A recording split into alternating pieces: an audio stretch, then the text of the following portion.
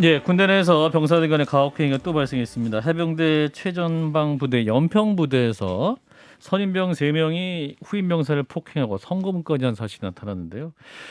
예, 이 끊이지 않는 군내 가혹행위 어떻게 하면 근절할 수 있을까요? 이번 사건에 법률 지원을 맡고 있는 군인권센터 임태훈 소장을 모시고 말씀 나눠봅니다. 소장님 어서 오세요. 네, 안녕하십니까. 네, 진 작가님, 김 소장님 인사 나눠주시고. 네, 안녕하세요.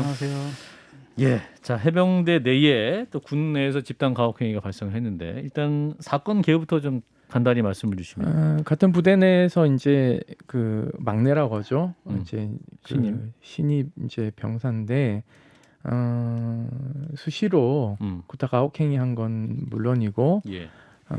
이제 그 빨래 집게 같은 걸로 젖꼭지에다가 이렇게 이제 성고문 같은 걸 하고 예. 그리고 또 뱃속 안으로 이제 뭐 이렇게 또 가혹행위 하고 예. 또 바리깡으로 이제 성기털 이제 음모를 이렇게 강제로 깎게 하고 이제 이런 것들을 행위를 하면 되게 고통스러워하지 않습니까? 그렇죠. 그런데 이제 이게 악습 중에 하나가요. 예. 선임이 뭘 이렇게 하면은 감사합니다를 꼭 붙여야 돼요. 해병대 안에서. 네. 그러니까 이런 아주 악질적인 행위를 하고도 감사합니다 안 한다고 또 뭐라고 해요, 막. 그러니까는 피해자가 계속적으로 이제 호소하는데 그걸 이제 재미있게 즐기는 오히려 말리는 사람은 아무도 없고 예. 가해자가 뭐 6명 이상 되는 상황이 이제 발생한 거죠. 이분들이 그럼 같은 내무반에 생활하시는 분들이죠. 예, 그렇습니다. 근데 지금 방금도 악습이라고 하셨는데 네. 그러니까 지금 가해했던 가해자들은 사실 6개월이나 1년 전으로 시계를 돌리면 피해자였을 가능성이 아주 높겠죠. 그럴 개연성이 높죠. 예. 본인도 그렇게 당했었고. 예, 그러니까 신고식 피해자가 비슷하게. 가장 겁내는 거 이런 겁니다. 본인이 선임이 됐을 때 나도 가해자가 되지 않을까라는 두려움이 상당히 강한 거죠. 그래서 이번에 저희 군인권센터에 신고를 하게 된 거예요. 예. 그러니까 본인도 가해자가 되기 싫고 피해자가. 피해자도 되기 싫기 때문에 이제 한 거고 그리고 무엇보다도 참 안타까운 거는 이게 이제 할아버지가 해병대 출신이세요. 이 피해자의 예, 할아버지가. 그러니까 해병대 지원하신 분들 보면 3대가 이제 해병대 가족이. 출신이거나 뭐 아버지가 해병대 출신이거나 이런 경우가 굉장히 많습니다. 그러니까 사실은 이렇게 하면 안 되는 거죠. 그러니까 어떻게 보면 해병은 뭐 한 식구다라고 그렇게 강조함에도 불구하고 한 번 해병은 영원한 해병이다. 예. 이렇게 얘기하면서 이런 이적 행위를 하고 있는 거죠. 그러니까 사실 적진을 앞에 두고 이렇게 아군을 괴롭히는 건 저는 명백한 이적 행위고 사실상 베트남 전에서 상관 사례가 굉장히 많았지 않습니까? 상관 사례. 예, 상관 사례가 일어난 게 그때 그 당시에 베트남에서도 미군이 구타 가혹행위 굉장히 많았기 때문에 예. 상관 사례가 많아서 미군이 이걸 토대로 해서 굉장히 많은 병영 혁신을 이루거든요. 근데 우리 군은 지금 생각해 보십시오. 2013년도인가 12년도에 그 해병대 2사단 소초에서 총기 난사 사건이 있지 않았습니까? 예. 그때 당시에 악습이 뭐였냐면 이제 벌레를 먹이게 한다던가 구타 가혹행위 한다던가 뭐 이런 것들이었거든요. 예. 이런 것들이 남아 있으면은 결국은 사고로 이어지거든요. 예. 자살이나 또는 자타의 위협이나 이런 것들이 이루어질 수 있기 때문에 해병대가 근절은 말로 하지만 제가 또 해병대 인권 자문위원이에요. 예. 저도 책임감을 좀 져야 되긴 한데 신임 사령관 김태성 사령관이 취임하고 나서 단 한 번도 위원회가 열린 적이 없습니다. 군인권위원회가. 군인권 자문위원회가. 자문위원회가. 예. 그러니까는 사령관이 갖고 있는 인권 의식이라는 것이 이분이 훌륭한 군인이긴 합니다. 예. 굉장히 존경받는 분이세요. 하지만 군인은 작전과 이런 것만 잘해서는 될 문제가 아니다. 이러한 그 구타 가혹행위나 병영 부조리에 대해서도 확고한 입장을 갖고 근절하기 위해서 노력하지 않으면은 사실상 작전전에 실패하는 거죠. 근데 이제 해병대 오랜 악습이 있다라고 이제 얘기를 하는데 네. 그럼 이번에 피해자가 당했던 그러한 상관들로부터 고맙습니다. 네. 이렇게 답을 하는 그런 것들은 지금까지 계속 돼 왔던 겁니까? 그 정도에 상관없이? 근절을 위한 노력들이 있긴 하죠. 하지만은 이제 악기발이라고 하는 악기발이? 예, 예를 들면 이제 강제로 막 남은 음식을 계속 먹이게 한다던가 토할 때까지. 그러니까 요즘은 이제 직접적으로 이제 물리력 행사를 못 하다 보니까 가혹행위의 정도가 굉장히 이제 고도화되고 진화되는데요. 이제 남은 음식 먹이긴다던가 예. 왕따를 한다던가 또는 언어 폭력을 가한다던가 이런 식으로 지속적으로 계속 괴롭히는 형태를 취하고 있거든요. 예. 근데 지금 핸드폰이 도입되고 나서 조금 그 이게 하향 곡선을 긋다가 영내에서 휴대폰을 쓸 수 네. 있게 되면서 촬영을 해버리고. 예. 근데 이제 이게 증거로서 남는 것들이 이제 있죠. 이게 증거 사진 저희가 있는데 예. 언론에 공개는 못했어요. 음. 왜냐하면 너무 선정적이라서 이게 상담하고 지원한 단체 입장에서 윤리 문제도 있고 해서 저희가 사진은 공개를 안 했는데 예. 뭐 사진을 보면은 이제 그 이게 육변기라고 하는 것도 막 허벅지에 쏘는 흔적이 남아 있고요. 육변기가 뭡니까? 그러니까 이제 제가 좀 말하기 좀 그런데 이제 이렇게 변기 취급을 하는 거죠. 아. 이 후임을. 예, 그런 형태가 남아 있고 이제 여기에 타박상도 남아 있는 흔적이 있고 그리고 아까 말씀드린 대로 이제 중요 부위를 이제 네. 발가락으로 깎은 것도 저희가 사진을 입수를 했어요. 이런 것들이 이제 명백한 증거임에도 불구하고 예. 해전 해병대가 왜 구속을 하지 않는지는 뭐 이유를 잘 모르겠으나 변명에 따르면 가해자의 인권도 존중돼야 되기 때문에 군 검찰로 지금 송치가 된 상태인데 네네네 이제 구속이 아직 안 됐다. 네 안 된 거죠. 그러니까 범죄 사실을 명확히 더 파악을 해야 한다는 그런 입장인 겁니까? 아니요 이렇게 얘기합니다. 어제 언론에 나가고 나서 해병대는 이런 입장을 취하죠. 그 범죄 사실 모두 인정했고 예. 도주의 우려가 없기 때문에 구속하지 않았다라고 하는데 모든 군인은 도주의 우려가 없습니다. 왜냐하면 위병소를 나가면은 이제 탈영죄가 성립이 되니까요. 그렇죠. 그리고 연평도에서 나가봤자 어딜 나가겠어요. 부대를 탈영했다 하더라도. 섬이니까요. 예, 그 북한으로 헤엄쳐서 가기도 굉장히 먼 거리거든요. 그러니까는 이게 이제 말장난하는 거죠. 그럼 신고자는 지금 어떻게 돼 있습니까? 신고자는 현재 병가를 낸 상태에서 그 정신과 진료를 받고 있고요. 정신과 진료를 저희가 조금 검토해 봤는데 스트레스 지수가 굉장히 높아서 PTSD 지금 의증이 나온 상태고 곧 진단을 내릴 것 같고요. 그리고 법률 대리인은 내일 이제 미팅을 통해서 예. 이제 진술 결과를 다 듣고 저희가 고소장을 제출할 예정에 있습니다. 그럼 격리는 최소한 됩니까? 구속은 안 시킨다고 치고? 이게 사실 격리가 되진 않았죠. 왜냐하면 피해자가 지금 외부에 나온 상태고 가해자는 그 부대에 있으니까 그 복귀하면 바로 이제 복귀하면은 마주칠 수 있는 상황이에요. 그러니까 그 부대에서는 분리를 했다고 하지만 연평 부대가 좁기 때문에 마주칠 수 있는 가능성이 높죠. 사실은 그러니까는 피해자 입장에서는 복귀 날이 다가올수록 공포스럽네요. 뭐 이거는 지옥을 가는 느낌이지 않을까 생각이 이런 드네요. 건 것 같아요. 저는 그 얼마 전에 무슨 영화도 있었지 않습니까? 네. 근데 군대 생활하면서 우리도 많이 맞았는데 그리고 또 그게 좀 안 고쳐지더라고요. 구타를 금지시켰는데 또 우리 모르는 데서 또 때리더라고요. 그런 게 있는데 이게 이게 계속 되는 이유가 뭐냐면은 그 예컨대 그렇게 신고를 하게 되면 너 일러 바쳤냐? 뭐 이런 식의 남자답지 못하다. 그러죠. 꼰질렀다. 네, 네. 라고 해서 이렇게 집단적으로 또 왕따가 돼버린단 말이에요. 거기에 대한 두려움도 좀 있는 거예요. 해병대는 더 심하죠. 왜냐하면 이렇게 공동체성이 더 강하니까. 그런 게 어떻게 되냐면요. 병사들은 진짜 해병이고 간부들은 가짜 해병이라고 생각해요. 병사들은. 그래서 이렇게 교육합니다. 간부는 우리의 적이다. 해병 병사들끼리. 네네네. 그래서 간부들 앞에서 되게 이중적 태도를 취합니다. 물론 이제 다른 타군도 육군이나 해군 공군들도 간부들을 약간 이중적 태도를 취하긴 하지만 해병대는 유독 굉장히 심합니다. 이게 그런가요? 그렇기 때문에 그 꼰질른다라는 것에 대한 제보한다. 공포가 예. 되게 심합니다. 그러니까 간부는 얘병이 아니다라는 얘기는 문제는 뭐냐면 모든 권한은 우리들한테 있다. 그렇죠.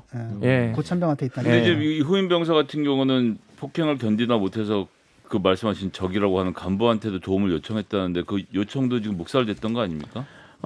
처음에는 이것이 일어나는 것을 간부들이 알았는데 그냥 못 본 척한 거죠.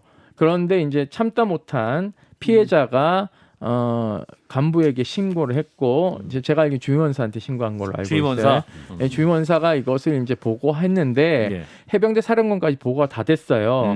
통상적으로 이러면은 제가 아는 역대 해병대 사령관들은 다 거의 대부분 다 구속시켰거든요. 해당 피의자들을요. 왜냐하면 연평에서는요 불과 2-3년 전에도 구타 가혹행위가 발생해서 그 이제 뭐 코뼈가 잘못되고 이런 경우가 있었어요. 그 경우에도 저희가 피해자 지원을 했는데 당시에는 구속을 시켰습니다. 근데 이거는 집단적으로 괴롭힘이지 않습니까? 그렇죠. 그러면은 말하죠. 죄질이 더 나쁘고 피해자의 정신 건강 상태가 굉장히 만약에 PTSD가 되면 PTSD가 뭔가요? 그러니까 외상후 스트레스 외상후 장애가 스트레스 되면은요 이게 어떻게 되냐면은 특수가 앞에 붙어요. 그러면 재질이 굉장히 높아지고 또 추행도 치상이 붙어버리거든요. 그러면 유기징역형이란 말입니다. 아하. 그렇기 때문에 이것은 높은 형량이 예상되는 거기 때문에 필연적 구속이 필요한 거죠. 예. 그러니까는 피해자에 대한 어떤 상태나 정신건강 상태와 범죄 혐의와 연결을 못 짓는 거예요. 이 수뇌부가. 그러니까 피해자는 피해자고 가해자는 가해자 이런 식이죠. 그 연결을 못 시킨 건 가해자도 마찬가지라고 저희가 들었는데 이 지금 사건이 송치된 다음에도 그 가해자 병장은 개인 SNS는 활발하게 하면서 네. 지인한테 후임병을 샌드백으로 사용하는 복서가 될게 이런 이야기까지 했다고 하는데 네, 그렇습니다. 예. 그런 것도 있고요. 이 그러니까 본인은 지금 이게 잘못이 아니라고 생각을 하는 아니라고 건가요? 생각하는 거죠. 그리고 또 하나는 정말 이 사람들도 문제지만 부대도 문제예요. 오늘 원래 내일 휴가를 내보내려고 했답니다. 이 가해자들을요. 도주의 우려가 도주의 없기 우려가 때문에 없기 때문에 그런 판단을 하나 봐요. 보통 이렇게 되면 징계가 예상되는 사람은 휴가 잘리거든요. 잘 모르지만 일단 영창에 가고 이런 거 아닙니까? 영창은 없어졌습니다. 저희가 없어졌군요. 폐지시켰어요. 영창 폐지시켰어요. 예. 왜냐하면 그건 저기 인신구속 영장이 없는 상태에서 그렇구나. 지휘관이 15일 동안 너무 악용 많이 해서 저희가 위헌 받아냈어요. 네. 헌법재판소로. 예. 근데 여튼간에 이제 그러니까는 예를 들면 이런 겁니다. 영창을 두는 것도 이런 방식이에요. 감옥을 가야 되거나 형사처벌을 받아야 될 사람들을 가볍게 봐주기식으로 해서 영창 보냈다 그래서 그 피해자 부모들한테는 영창 보냈습니다라고 얘기하고 가해자 부모들한테는 빨간 줄 끄는 것보다 영창 가면 기록도 안 남으니까 아하. 좋지 않냐 이런 식으로 해서 영창을 굉장히 군 수뇌부가 악용했거든요. 그래서 저희가 이건 인권 침해 여지도 있고 해서 없애버렸죠. 예. 이게 부대에서 이제 과거엔 좀 그러지 않았습니까? 이런 일들이 벌어지게 되면 이게 지휘관 책임이기 때문에 그다음에 지휘관은 이런 일들이 벌어지게 되면 감점을 받아가지고 승진을 못하거나 이런 것 때문에 사실은 벌어지면은 문제를 해결한다기보다는 또 뭡니까 은폐하고 또 무마하려고 이렇게 드는 게 그런 있었는데 경향성이 있죠. 아직도 있습니다. 아직도 있죠. 이게 이해람 중사 사망 사건도 사실은 그러한 것 중에 하나라고 봐야 되겠죠. 예. 그러니까 축소 은폐 가담한 인원들이 굉장히 많지 않습니까? 그러니까 지금 특검법이 이제 오늘 공포가 됐어요. 공포가 됐고 국회의장께서 특검 임명 요청서를 대통령에게 보냈습니다. 그럼 대통령께서는 3일 내에 특검 추천 의뢰서를 양 교섭단체에 보내야 되고 교섭단체는 5일 안에 그 법원 행정처랑 그 대한변협으로부터 추천을 5일 안에 받아서 대통령에게 송부하면 대통령이 그 중에 한 명을 임명하거든요. 4명 중에서요. 네. 그러니까는 이런 것들이 이제 안 되는 게 뭐냐면은 원리 원칙대로 하면 되는데 이제 봐주기식으로 이제 이렇게 뭔가 이제 물타기가 계속 진행되는 거죠. 예를 들면 이런 거죠. 아까 지휘관이 책임지기 싫은 것도 있는 것이고요. 하나는 요즘은 이제 가해자 측의 변호인들이 로비를 하는 경향성들이 있어요. 어디에 정관 로비를 예우로. 예를 들면 군 법무관 출신이니까 내가 이제 정관 예우 받으려고 이거 좀 또 불구속 정관 수사 좀 예우가 해달라 예. 요청하거나 또는 이제 재판 들어가서 이제 형량을 깎으려고 하는 이러한 것들이 이제 있다 보니까 이해람 중사도 사실은 작년 3월 3일 날 수사받고는 한 14일 동안 가해자를 소환 안 했는데 그 이유가 가해자 측 변호인의 편의를 봐주라는 군사경찰대장의 지시가 있었거든요. 이거는 수사지휘는 서면으로 해야 되는데 불구속 수사 원칙도 그런 식으로 정해요. 서면을 안 하고 구두로 하고 막 이래요. 그러니까는 이게 거대한 어떤 그 카르텔에 의해서 이제 이런 것들이 이루어지고 있는 거죠. 궁금한 건 지금 가혹행위를 하는 그 병사들 있지 않습니까? 네, 네. 가혹행위를 하는 이유가 도대체 뭔고 심리가 뭔가 좀 심심하다는 이유로 그냥 심리했다면서요? 재미죠. 재미예요. 예. 남을 그러니까는 괴롭히는 게 재밌는 거예요. 후임을 장난감 취급하는 겁니다. 내가 함부로 해도 된다라는 생각을 가지고 있는 아주 못된 생각을 가지고 있죠. 아까 이제 해병대 이제 오랜 악습이다 이런 말도 했습니다. 네. 이제 군 내에서 이제 이런 게 많이 여전히 상존하고 있는데 그러면 이거 어떻게 근절할 수 있습니까? 계속 최근에도요 그 육사단 OP 그러니까 관측소죠 TOD 장비 운영하는 데서 구타 가혹행위가 있었거든요. 예, 예. 그러니까 사실 이건 비단 해병대만의 문제는 아니죠. 그렇죠. 우리가 핸드폰을 주어짐으로 인해서 굉장히 자유권적 기본권이 신장될 거라고 예상했는데 군은 오히려 철의 장막에 갇혀 있기 때문에 여전히 감시와 통제에서 벗어나려고 하고 있는 거죠. 군인권 보호관이 7월부터 이제 법이 시행되기 때문에 인권위 상임위원 한 분이 보호관이 되시고 군인권 보호국이 생깁니다. 그런데 지금 시행령 만드는데요. 뭘 가지고 쟁점으로 싸우고 있는지 아세요? 군인권 보호관의 조사관들이 이 사망 사건 입회할 수 있습니다. 법에 입회하는데 기록도 못 한다. 영상도 안 된다. 녹음도 못 찍는다. 그럼 그 뭐 하는 이유는 일이에요? 군사 기밀 때문이다. 아니 세상에 군사 시신을 앞에 두고 촬영을 검시하는데 촬영하는 게 그게 군사 기밀입니까? 물론 유족들이 동의를 하지 않는다면 얘기는 달라지겠죠. 하지만 법의 취지를 굉장히 무력화시키는 식으로 국방부는 계속 이런 상황들을 모면하고 감시로부터 멀어지려고 하는 게 문제인 거죠. 뭐 모레 국방부 장관 신임 인사청문회 하는데요. 저는 이런 지점들도 국방위원들이 좀 명백하게 시시비비를 좀 가려야 되지 않을까. 지금 신임 국방부 장관은 군심을 하나로 모을 때다. 이런 얘기를 하면서 소위 말해서 이런 인권 침해에 대해서 외부에 신고하는 것에 대해서 굉장히 부정적이에요. 예. 그러니까 오히려 지금 정권이 바뀜으로 인해서 국방부 장관이 태행적인 모습을 반인권적인 태행적인 모습을 보이려고 해서 저희도 굉장히 우려하고 있습니다. 아니 국방부가 그 병사들을 지켜야지. 나 좀 이해가 안 가는데. 그렇죠. 예.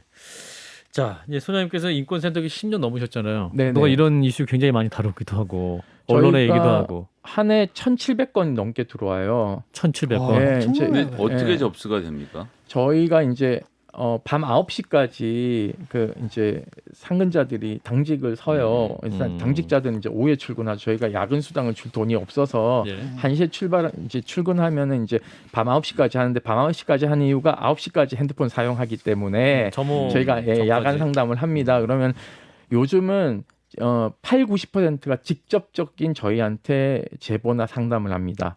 핸드폰이 전화로, 있으니까. 전화로 하거나 또는 그 시간이 지나면은 인터넷으로 저희한테 이제 상담을 하면 저희가 이제 지원을 하게 되어 있는데요. 예. 저희가 이제 8명이 이제 지원을 하다 보니까 상당히 좀 열악하긴 한데 최선을 다하려고 노력을 하고 있고요. 예. 그리고 당사자들이 군 내부 시스템에 신고를 해서 잘 해결이 안 되는 경우들도 저희한테 오는 경우가 많습니다. 그리고 많은 분들은 저희가 저희한테 신고하면 무조건 폭로하는지 아는데 저희는 피해자의 의사에 반해서 폭로하지 않고 아하. 폭로하는 것이 피해자에게 불리하면은 폭로하는 걸 말립니다. 그렇기 때문에 적절한 상황에서 종합적인 판단을 해서 공론화를 시키지 무조건 이제 공론화 시키진 않거든요. 예. 작년 한 해 이해람 중사 때문에 여군 상담이 그 2자릿수에서 3자릿수로 늘었습니다. 아. 사건 지원도 2자릿수 이상이 되고 있고요. 예. 그래서 오히려 지금 국방 헬프콜에 신고하는 성범죄보다 저희들한테 상담하는 건수가 굉장히 더 월등히 많습니다. 감당이 되십니까? 감당해야죠. 어떡합니까? 비빌 언덕이라는 곳이 어. 사실상 군인들이 부모들 말고는 저희들밖에 없지 않습니까? 그러니까 저희는 최선을 다해서 피해자의 권리 회복을 위해서 노력을 하려고 하고 있습니다. 어쨌거나 피해를 당하고 있는 분들은 검색을 해서 전화를 드리는 게 가장 빠른 방법이겠군요. 네, 그렇습니다. 그러니까 혼자 결정하지 말고 상담해서 혼자서 그 솔루션을 이행해도 되거든요. 혼자서 일을 진행하고 싶어하는 병사나 간부들에게도 저희가 혼자서 일을 진행할 수 있게끔 하는 솔루션을 다 줍니다. 왜냐하면 너무 눈치 보이고 이러면은 너무 힘들까봐 저희가 그렇게 솔루션을 주면은 그렇게 잘 이행하는 병사들도 많아요. 요즘 병사들이 똑똑해서 검색도 잘해서 잘 하더라고요. 근데 2014년에 이제 집단 폭행으로 숨진 윤일병 사건을 계기로 해서 영내 폭행죄가 신설되지 않았습니까? 네, 그래서 그렇습니다. 그런 폭행이 발생할 경우는 피해자의 의사와 관계없이 이제 가해자를 처벌할 수 있게 됐는데 그리고 또 군형법은 민간형법보다 형량이 형이 높잖아요. 높죠. 예. 근데 실제로 그게 좀 작동이 되고 있나요? 작동이 될 때도 있고 안 될 때도 있죠. 그러니까 뒤죽박죽입니다. 그러니까 누군가가 개입하게 되면 이게 엉망진창이 되는 경우들이 많거든요. 또. 그 예를 들면 이런 겁니다. 남경필 도지사 아들이 5군단에서 성추행 일으켰을 때 당시에 보통은 장군들이 사건 검색을 하면 보게 되어 있는데요. 그 인트라넷에서 다 막았었어요. 그래서 저희가 그 행위 정도가 어떤 정도인지 왜 불구속일까? 그러면 행위 정도 굉장히 약할 거다로 봤는데요. 나중에 저희가 판결문을 입수했는데요. 행위 자체가 굉장히 강도가 높았던 거였어요. 예. 그러니까 즉각 구속을 요구하는 거였는데 결국은 이제 이게 알아서 이제 뭐 이렇게 이제 봐주기식 수사가 진행된 거죠. 그러니까는 피해자가 누구냐, 가해자가 누구냐에 따라서 이 등폭락이 너무 심합니다. 예. 자, 임태훈 군인권센터 소장님과 함께하고 있는데요. 열심히 이제 활동해 주셔서 이해람 중사 관련해서 특검법이 이제 통과가 됐습니다. 네, 그렇습니다. 이게 이제 군을 대상으로 특검이 이루어진 건 최초이기 때문에 큰 의의가 있을 것도 같은데. 건국 이래도 처음이고요. 건군 이래도 처음이고 특정 개인 이름이 이 법안에 들어간 것도 처음입니다. 예. 그리고 개인 피해 상황에 대해서 특검이 도입된 것도 처음이고요. 또 예. 성폭력에 관련된 것도 특검이 처음이죠.